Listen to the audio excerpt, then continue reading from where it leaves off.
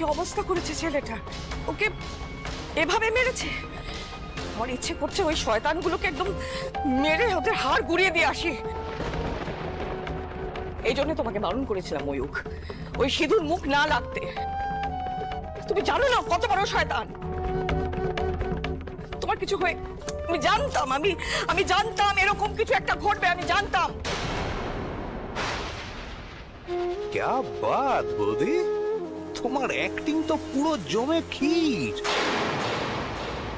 যবে থেকে এই মেয়েটা আমাদের ময়ূকের ঘাড়ে চেপেছে, তবে থেকে একটার পর একটা অঘটন এই বাড়িতে ঘটেই চলেছে।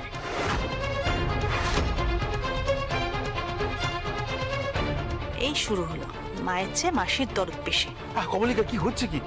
এই সময় এইসব কথা কেউ বলে? হ্যাঁ, ছেলেটা লেগেছে, একটু রেস্ট করতে দাও প্লিজ। ঠিকই তো মেজদি ভাই, এখন এসব কথা বলার কি দরকার? রোহিণী, তুমি একটু চুপ করবে? জানো না শোনো না সবকিছুর মধ্যে তোমায় ঢুকতে হবে, কথা বলতে হবে। মেজা বলতে একদম ঠিক বলেছে। এই যে ময়ূক মার খেয়েছে কার জন্য? এই পুতুলের জন্য। খেয়াল করে দেখো, যবে থেকে এই পুতুল এ বাড়িতে এসেছে সেদিন থেকে শান্তি একেবারে চলে গেছে বাড়ি থেকে। আর ফিরবেও না কোনোদিন শান্তি এই বাড়িতে।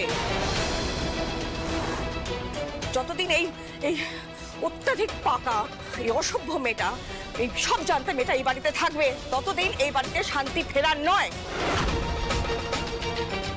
আমি জানতাম এই বাড়ি থেকে যে কেউ ভোটে দাঁড়াক না কেন, তার ইম্প্যাক্ট ময়ূকের ওপরেই পড়বে।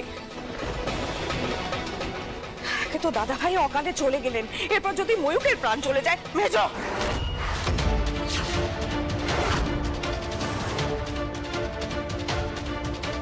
মেজো বৌমা,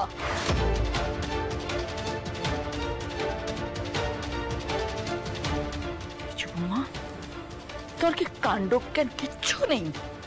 এই তো ময়ূককে আমার ছেলে বলো সব সময়। ছেলেকে এমন ভালোবাসার বহর দেখাচ্ছ যে ছেলের মৃত্যু কামনা করছো তুমি। কি বললেন আপনি? আমি ময়ূকের মৃত্যু কামনা করছি? আমি ওকে পেটে ধরে নি ঠিকই, কিন্তু আমার ছেলের মতো। আপনি আমাকে আটকাচ্ছেন কেন মাঠান? কারণ আমি সত্যি বলছি বলে? 100 বার বলবো, 1000 বার সত্যি বলবো।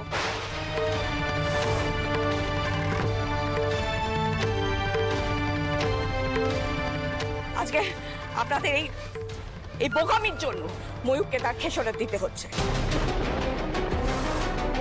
ও বাইরে গেলেই আমি প্রে করি যাতে ওর কোনো ক্ষতি না হয়।